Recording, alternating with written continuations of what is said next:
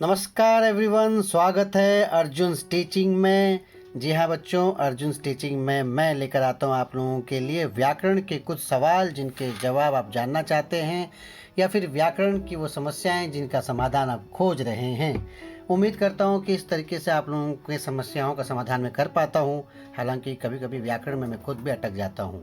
क्या बात है, चलो कोई बात नहीं। आज व्याकरण में हम क्या करने जा रहे हैं बच्चों? आज व्याकरण में मैं आप लोगों के लिए लेकर आया हूँ संधि। जी हाँ, संधि, उसकी परिभाषा, उसके भेद और उदाहरण।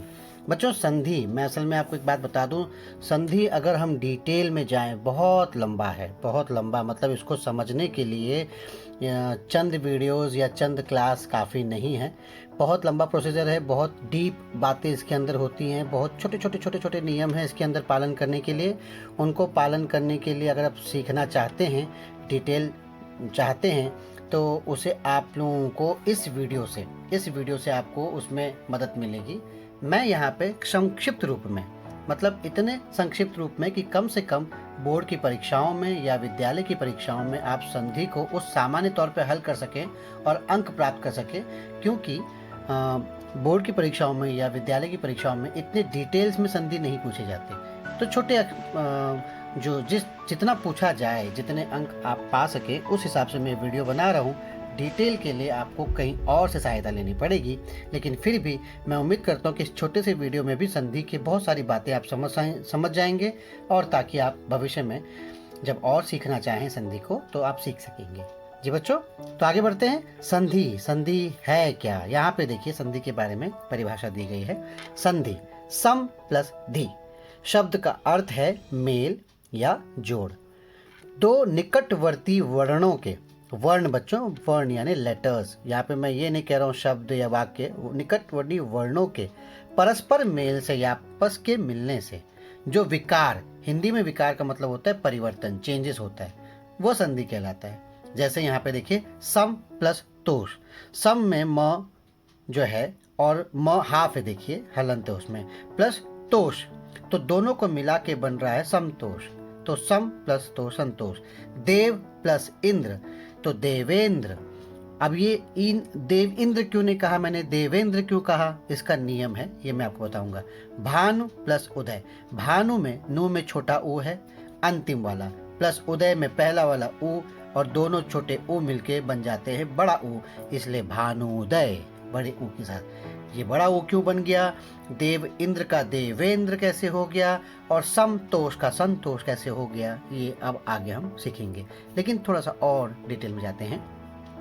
पास पास स्थित पदों के समीप विद्यमान वर्णों के मेल से होने वाले विकार को संधि कहते हैं। पास पास स्थित पदों के समीप विद्यमान वर्णों के मेल से, यानी जो शब्द, जो पद पास पास है, उनमें जो वर्ण है, यानी पहले पद, पहले शब्द का अंतिम वर्ण और दूसरे शब्द का पहला वर्ण, इन दोनों को मिलने से जो विकार बनता है यानी परिवर्तन होता है, उसे संधि कहते हैं। संधि के तीन भेद होते हैं, स्वर संधि, व्यंजन संधि और विसर्ग संधि। लेकिन फिर भी बच्चों, मैं यहाँ पे आपको एक बात बताना चाहूँगा कि जो है ऐसा, पहले से ध्यान सुनिए, कि जब दो शब्द मिलते हैं तो पहले शब्द की अंतिम ध्वनि और दूसरे शब्द की पहली ध्वनि आपस में मिलकर जो परिवर्तन लाते हैं उसे संधि कहते हैं। अर्थात संधि किए गए शब्दों को अलग अलग करके पहले की तरह करना ही संधि विच्छेद कहलाता है। याद रखिए, जब दो शब्द आपस में मिलकर कोई तीसरा शब्द बनाते हैं तो परिवर्तन होता है, उसे संधि कहते हैं। नहीं समझे तो आप समझ जाएंगे उदाहरण की सहायता से। अब देखते हैं यहाँ पे जो मैंने यहाँ लिखा है, देखिए, जब दो शब्द मिलते हैं तो पहले शब्द की अंतिम ध्वनि और दूसरे शब्द की पहली ध्वनि। अब यहाँ पर देखिए बच्चों, आगे जो मैं बताऊंगा, यहाँ पे उदाहरण दिया है हिमालय। हिमालय में दो शब्द हैं, एक हिम और एक आल है। तो हिम क्या, जो अंतिम ध्वनि है हिम, तो म पूरा है। म के अंदर आप पता है बच्चों, हर व्यंजन में स्वर जुड़ा होता है। तो म में कौन सा स्वर जुड़ा है? अ। म प्लस अ होता है म, हाफ म प्लस अ होता है म। तो हिम का अंतिम ध्वनि है अ, म, अ। आप देख रहे, प्लस आलय, आलय का प्रथम ध्वनि है आ, ठीक है। आ अपने आप में स्वर है, स्वर अकेला होता है, स्वर किसी का जुड़ा नहीं होता। जब व्यंजन होता है, जैसे म, क ख ग घ ये व्यंजन है और आ इ ई ये स्वर है। स्वर अकेला अपने आप में पूर्ण होता है, व्यंजन में स्वर जुड़ा होता है। तो म में अ जुड़ा था, तो म का अंतिम लेटर है अ प्लस आलय का प्रथम लेटर है आ। तो अ और आ दोनों मिलकर बनते हैं हिमालय, मा। हिम प्लस आ, मा, हिमालय। उसी तरह से सत, अब देखो सत में त हाफ है, ठीक है, तो अंतिम ध्वनि त में अ नहीं है यहाँ पे बच्चों, बता दूं, क्योंकि त हाफ है, त में हलंत लगा हुआ है। हलंत का मतलब ये व्यंजन जो है हाफ है, पहले याद है। तो सत, सत, मैं सत नहीं कहता हूँ, सत, सत, सत कहता हूँ, सत। तो त आधा है, तो त और फिर प्लस आ, वहां का पहला है आ, तो त और आ मिला के सदानंद बन जाते हैं। अगर आप अभी भी नहीं समझे तो आगे हम ट्राई करेंगे। देखिए संधि में बच्चों ऐसा है, जितना आप प्रैक्टिस करोगे, जितने शब्दों को तोड़ोगे, तोड़ोगे प्रैक्टिस करोगे और क्रॉस चेक करोगे कि आप जो शब्द तोड़ रहे हैं या जोड़ रहे हैं, संधि विच्छेद, तोड़ना है विच्छेद करना, जोड़ना है संधि करना, तो जो आप तोड़ रहे हैं, विच्छेद कर रहे हैं या जोड़ रहे हैं, संधि कर रहे हैं, तो क्या आपके शब्द सही हो रहे हैं, इसको क्रॉस वेरीफाई कीजिए। जब आप बहुत सारा प्रैक्टिस करेंगे तो आपको कोई दिक्कत नहीं आएगी। अभी मैं सिंपल तरीके से जाता हूँ। परीक्षा में आपसे ये पूछा जाता है, शब्द दिया जाता है, शब्द को तोड़ने के लिए कहा जाता है और उसके प्रकार पूछे जाते हैं। तो संधि के 3 प्रकार होते हैं, संधि के भेद। हिंदी व्याकरण में संधि मुख्य रूप से 3 प्रकार की होती है। स्वर संधि 1, व्यंजन संधि 2 और विसर्ग संधि 3। बस बच्चों, यही मैं आपको बताना चाहता हूँ कि परीक्षा की दृष्टि से आपको ये पता होना चाहिए कि ये स्वर संधि है या व्यंजन संधि है या विसर्ग संधि है। अगर आप ये बता देते हैं तो आपको पूरे अंक मिल जाते हैं। वो कैसे, मैं आपको सारी जानकारी इसमें वीडियो में दूंगा। पहला है स्वर संधि। स्वर संधि में देखिए क्या होता है, जब स्वर के साथ स्वर का मेल होता है, यानी पहला शब्द है उसका अंतिम लेटर स्वर होगा, दूसरा शब्द है उसका प्रथम लेटर भी स्वर होगा, तो जब स्वर स्वर मिलेगा, जो परिवर्तन होगा, चेंजेस आएगा, नया शब्द बनेगा, उसे स्वर संधि कहते हैं। हिंदी में स्वरों की संख्या 11 होती है, देखो ना, अ आ इ ई उ आपने देखा है। बाकी के जो अक्षर है क ख ग घ वो व्यंजन होते हैं। तो जब 2 स्वर मिलते हैं, जब उससे तीसरा स्वर बनता है तो उसे स्वर संधि कहते हैं। नहीं समझा, देखिए यहाँ देखिए, उदाहरण बताता हूँ, स्वर संधि के उदाहरण। विद्या, अभी विद्या प्लस आलय। अभी देखिए बच्चों, विद्या में लास्ट वर्ड क्या, लेटर क्या है, या में कौन सा स्वर जुड़ा हुआ है, य प्लस आ, या बनता है ना, य प्लस आ, या बनता है। तो या में आ जुड़ा है और दूसरा है आलय, उसका पहला लेटर क्या है, आ। तो दोनों आ प्लस आ ये मिलके विद्यालय। तो वहाँ आ भी स्वर है, यहाँ पे पहला विद्या में या के बाद जो आ है वो भी स्वर है और आलय का पहला आ भी स्वर है। अ आ इ ई ये स्वर है ना, ठीक है, जिसको आप वॉवेल्स कहते हैं। तो ये विद्यालय। अब देखिए अगला, ये आ प्लस आ से जुड़ा, इसलिए स्वर संधि। ये भी देखो, आ भी स्वर है, आ भी स्वर है, दोनों मिला के संधि। मुनि, मुनि में न है, न के साथ क्या जुड़ा हुआ है, ई, छोटा वाला ई, ओके, प्लस इंद्र, तो ई के साथ ई जुड़ा हुआ है, तो वो बन गया मुनींद्र। तो ई प्लस ई तो हो गया मुनींद्र, ठीक है ना। तो ये भी ई भी स्वर है, ई भी स्वर, यानी दोनों स्वर है, दोनों अगर वॉवेल्स हैं तो स्वर संधि होता है बच्चों। अगला है गुरु प्लस उपदेश। गुरु में रू के बाद ऊ है, छोटा ऊ, और उपदेश में भी ऊ है, तो गुरुपदेश बन गया। यहाँ देखिए गुरुपदेश, इसमें ऊ प्लस ऊ हो गया बड़ा ऊ, जो भी है, लेकिन दोनों ऊ है ना, स्वर है ना, और जरूरी नहीं कि सेम हो, आ प्लस ई भी हो सकता है, ओ प्लस आ भी हो सकता है, कोई भी, लेकिन दोनों का स्वर होना जरूरी है। अब स्वर संधि के प्रकार, स्वर संधि के कितने प्रकार है बच्चों, यहाँ पे आप देखिए। स्वर संधि के दीर्घ संधि, गुण संधि, वृद्धि संधि, अयादि संधि, यण संधि, और ये 5 प्रकार होते हैं। अब ऑलरेडी संधि के 3 हैं, स्वर संधि, व्यंजन संधि और विसर्ग संधि। अब उसमें स्वर के अंदर 5 हैं, तो इतना डिटेल में जाने की जरूरत नहीं बच्चों। आपको परीक्षा में सिर्फ स्वर संधि बताना है। स्वर संधि में दीर्घ है कि वृद्धि ये नहीं बताना है, आपको खाली ये बताना है स्वर संधि है, व्यंजन संधि है या फिर विसर्ग संधि है, बस। फिर भी मैं शॉर्ट में आपको जानकारी यहाँ पे दे दूं, दीर्घ संधि किसे कहते हैं। दीर्घ संधि जब उसे कहते हैं जब अ या अ के साथ वापस अ या आ आता है तो मिला के आ बनता है। देखो ये विद्यालय में आ मिला के आ बना, बराबर।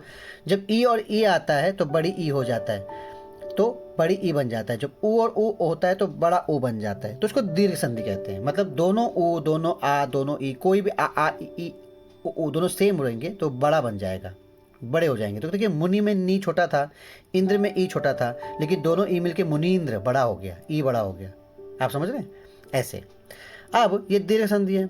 गुण संधि, गुण संधि के बारे में आपको बताऊं मैं। ओके सॉरी, यहाँ पे वृद्धि संधि दिया है पहले। वृद्धि संधि के बारे में आपको बताऊं कि अ और आ के साथ अगर ए या ऐ लग गया, ओके, जैसे मत, मत का तो अ है, लास्ट में अ है, प्लस ए लग गया, एकता, तो ये तो आय बन जाते, तो हो जाएगा मत्ता एकता। आप समझ रहे हैं? अब देखिए सदा, सदा में आ है, प्लस एव, एव का पहला ए, तो आ और ए मिलके सदैव हो जाएंगे, ऐ बन जाएगा, तो इसको वृद्धि संधि कहते हैं बच्चों। ठीक है। उसके बाद मुझे एक्चुअली गुण संधि बताना चाहिए था पहले। गुण संधि में मैं आपको बता दूं कि अ या आ के साथ अगर ई लग गया तो ए बनता है, ए, आय नहीं, ए। जैसे यहाँ पे देखिए मुनि, और सॉरी मैं यहाँ पे नहीं, नर प्लस इंद्र बताता हूँ। तो नर र में अ है, प्लस इंद्र, इंद्र में ई है, तो अ और ई मिलके ए बन जाएंगे, तो नरेंद्र। आप समझे बच्चों? नरेंद्र ऐसे बनेगा। इसलिए मैंने आपको पहले बताया था, देखिए जब वहाँ पे शब्द आया था कि वो कैसे बन गया, मतलब देवेंद्र, देव प्लस इंद्र, तो व में अ था और इंद्र में ई था, तो अ और ई मिलके ए बनते हैं, तो देवेंद्र। ये जो स्टार्टिंग मैंने बताया था ना, तो उसको जो कहते हैं गुण संधि कहते हैं। तो दीर्घ संधि, गुण संधि, वृद्धि संधि। ठीक है। अगला है यण संधि। बच्चों आप सुनिए, सुनिए, चाहे तो इसको लिख लीजिए, लेकिन डिटेल में नहीं जाना पड़ता है, क्योंकि परीक्षा में सिर्फ स्वर संधि, व्यंजन संधि और विसर्ग संधि पूछते हैं। यण संधि के बारे में बता दूं। यण संधि में ई और बड़ी ई, इसके साथ अगर य लग गया, ई और ई के साथ, सॉरी, ई और ई के साथ कोई भी अन्य स्वर लग गया, अ लग गया, आ लग गया, कोई भी, तो ई और ई के साथ दूसरा कोई लग गया तो य बन जाता है। अब देखिए इति, इति में ई छोटा है, प्लस आदि, आ लग गया, ई के साथ आ लग गया, तो इत्या, त्या या बन गया, इत्यादि। आप समझ रहे हैं? उसी तरह से सु, सु में ऊ है, प्लस उसके साथ आ लग गया, आगत, सुआगत, तो वो आ बन जाता है, स्वागत। ये यण संधि के उदाहरण है बच्चों। व बन जाता है, ऊ के साथ कोई अन्य स्वर लगा तो व बन जाता है, ई के साथ कोई अन्य स्वर लगा तो य बन जाता है। कंफ्यूज नहीं होना, शॉर्ट में मैं खाली आपको समझा रहा हूँ। दोबारा पॉज करते करते वीडियो सुनेंगे तो आप समझेंगे। व्याकरण करते समय ध्यान यहाँ वहाँ ना भटकाएं, अदरवाइज आप भूल जाएंगे मैं क्या कह रहा हूँ। अयादि संधि, अयादि संधि का नियम देखिए, ए आई ओ औ, ठीक है, इनके साथ अगर कुछ भी लग गया और स्वर, अ लग गया, आ लग गया, ई लग गया, कोई भी, ओ लग गया, औ लग गया, तो ए आई ओ औ के साथ कोई भी दूसरा स्वर लग गया तो वो ए जो है वो आय हो जाएगा, और आय जो बना है वो आय हो जाएगा। नहीं समझे? देखिए मैं एग्जांपल बताता हूँ। अभी ने, ने में ए लगा है, प्लस अन, अ, तो ए और अ बन के आय बन जाएगा, तो उत्तर होगा नयन। ने और अन का उत्तर होगा नयन, क्योंकि ने में ए लगा है प्लस अन में अ, तो ए और अ बन के य हो जाता है, अय हो जाता है, अय, य ने अय, तो हो गया उत्तर नयन। उसी तरह से औ, औ में अगर आपके साथ कोई दूसरा लग गया स्वर, जैसे इक, ई लग गया, तो नौ प्लस इक, नौ में औ है और इक में ई है, तो औ के साथ कोई दूसरा स्वर यानी ई लग गया तो वो क्या बन जाता है बच्चों? आई बन जाता है, तो नाविक, नाविक। आप समझ रहे हैं? इस तरह के एग्जाम्पल से ही आप उसको समझ सकते हैं, लेकिन फिर भी मैं वापस कहूँगा इतना डिटेल में जाने की ज़रूरत नहीं है। आगे अब मैं व्यंजन संधि के इसमें आता हूँ। व्यंजन संधि, जिस तरह से दोनों स्वर स्वर होना चाहिए था तो स्वर संधि होता है। व्यंजन संधि में नियम यह है कि कोई भी एक व्यंजन हो, स्वर के साथ व्यंजन होना चाहिए, यानी वॉवेल्स के साथ कॉन्सोनेंट होना चाहिए, बस। चाहे पहले स्वर हो और फिर व्यंजन हो, या पहले व्यंजन हो फिर स्वर हो, कोई फर्क नहीं पड़ता। एक भी व्यंजन रहा तो व्यंजन संधि। यहाँ लिखा है देखो, व्यंजन और स्वर या फिर व्यंजन और व्यंजन के योग से जुड़ने से होने वाले परिवर्तन को व्यंजन संधि कहते हैं। उदाहरण, व्यंजन और स्वर देखो, दिक, दिक में क लास्ट है, हाफ है तो क है, ठीक है, क। इसके साथ मैंने पहला लेटर गज, तो क के साथ ग, तो ये बन गया दिग्गज। तो दोनों व्यंजन है, क भी व्यंजन है, ग भी व्यंजन है, तो दिग्गज। आप समझ रहे, व्यंजन संधि। उसी तरह से चित्त, चित्त में त है, हाफ नहीं है ना, इसलिए त में अ लगा हुआ है, और यहाँ पे आनंद, तो ये अ और आ मिलके हो जाएंगे चिदानंद। ओहो बच्चों, यहाँ पे एक गड़बड़ हो गई है। यहाँ पर व्यंजन संधि चित्त और आनंद, चिदानंद जो है, ये जो है चित्त में हलंत लगना चाहिए था, यहाँ पे हलंत नहीं लगा हुआ है, यहाँ पे त हाफ होना चाहिए, ठीक है, हलंत। तो त व्यंजन हो गया और आ स्वर हो गया, तो एक व्यंजन एक स्वर, तो हो गया चिदानंद।